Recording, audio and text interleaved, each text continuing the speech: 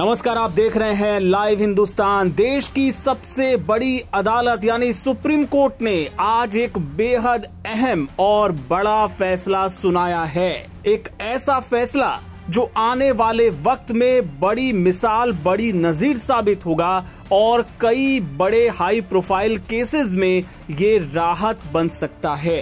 क्या कहा supreme court ने? सुप्रीम कोर्ट ने आज कहा कि मामला चाहे पीएमएलए का हो या फिर कोई और, जमानत हमेशा नियम है और जेल अपवाद। जी हां, जमानत नियम और हिरासत अपवाद। कोर्ट ने साफ कहा कि prevention of money laundering act में भी ये नियम लागू होगा। इसका मतलब ये है कि जो सिद्धांत है संविधान के अनुच्छेद 21 के तहत जो मौलिक अधिकार है वो सबका है और उससे वंचित किसी भी नागरिक को नहीं किया जा सकता है।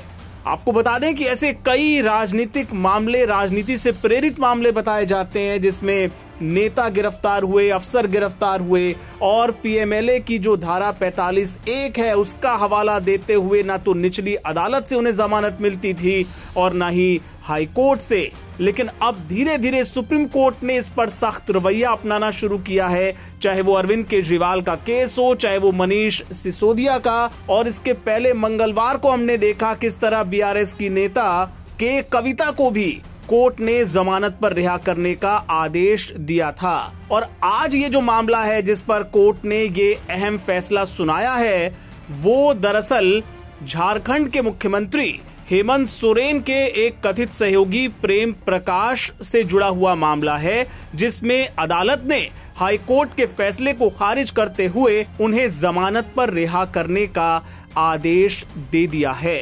जस्टिस भूषण आर गवई और जस्टिस प्रशांत कुमार मिश्रा और जस्टिस केवी विश्वनाथन की बेंच ने ये अहम फैसला सुनाया, जिसमें कहा कि नागरिक को आजादी के बुनियादी अधिकार से वंचित नहीं किया जा सकता है। और ये भी आपको बता दें कि इस पूरे मामले पर सुप्रीम कोर्ट ने जो अपने फैसले में जो सबसे अहम बात कही है वो क्या है।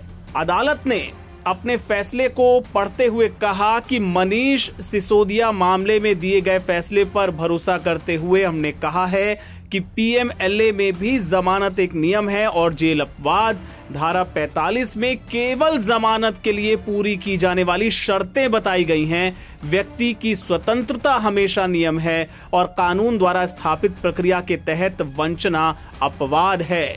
जुड़वा परीक्षण यानी जो ट्विन टेस्ट है धारा 45 का, वो इस सिद्धांत को खत्म नहीं करता है। और क्या कहा अदालत ने? अदालत ने आगे कहा, हमारा मानना है कि अगर अपीलकर्ता के बयानों में कोई दोष पाया जाता है तो वो धारा 25 के अंतर्गत आएगा। केवल इसलिए बयान को स्वीकार करना हास्यास्पद होगा क्योंकि वो तब किसी अन्य ईसीआईआर के लिए हिरासत में था। ऐसे बयानों को स्वीकार करना बेहद अनुचित होगा क्योंकि ये न्याय के सभी सिद्धांतों के विरुद्ध होगा। इसको अगर थोड़ा और सरल शब्दों में हम बताने की कोशिश करें तो दरअसल कोर्ट ने ये कहा है कि ईडी की हिरासत के दौरान अफसर जो पूछताछ करते हैं, जो अधिकारी पूछताछ करते हैं, उनके सामने जो बयान दिया जाता है उसे अदालत में सबूत के तौर पर नहीं माना जा सकता। ऐसा करना हास्यास्पद होगा।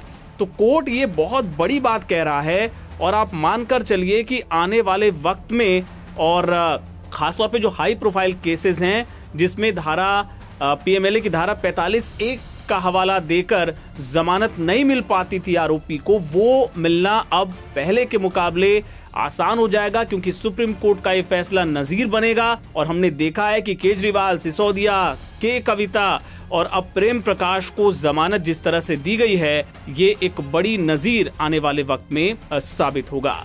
इस तरह की और खबरों के लिए आप देखते रहिए लाइव हिंदुस्तान।